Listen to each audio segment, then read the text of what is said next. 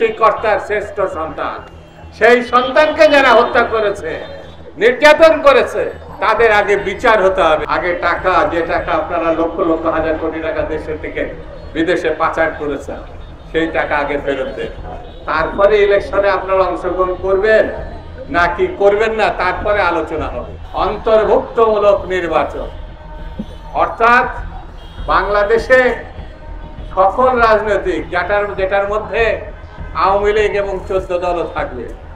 বন্ধুরা, আমরা বলি সকলের রাজনৈতিক অধিকার আমরা অস্বীকার করি, কিন্তু যারা গণহত্যা করেছেন, যারা বাংলাদেশের ছেলে মেয়েদের, ছোট ছোট শিশুদেরকে হত্যা করেছেন, শত শত না হাজারে হাজারে আপনার 16 বছর ধরে গুম করেছে, যারা অপহরণ করেছে, এমন কোন পরিবার নেই বাংলাদেশে যেই পরিবারে শেখ হাসিনা কর্তৃক কেউ না কেউ মামলার অধিকারী হয় নাই, কেউ না কেউ নির্যাতিত হয় নাই। সেই জন্য আমাদের কথা খুব পরিষ্কার, আগে বিচারের মুখোমুখি তাদের হতে হবে।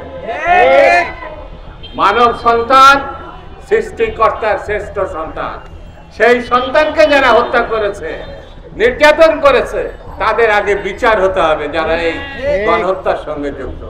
আগে টাকা, যে টাকা আপনারা লক্ষ লক্ষ হাজার কোটি টাকা দেশের থেকে বিদেশে পাচার করেছেন, সেই টাকা আগে ফেরত দেন। তারপরে ইলেকশনে আপনারা অংশগ্রহণ করবেন নাকি করবেন না, তারপরে আলোচনা হবে। সেই জন্য আমরা মনে করি, বন্ধুরা, এই দেশ গণমানুষের দেশ, এই দেশ গরিব মানুষের দেশ, এই দেশ কৃষক শ্রমিকের দেশ। আগে তাদের সমস্যার সমাধান। এমন একটি দ্রব্য নাই হু করে তার দাম বাড়ছে না, কিন্তু মানুষের আয় রোজগার আস্তে আস্তে কমে যাচ্ছে। চাকরি বাকরি নেই বললেই চলে।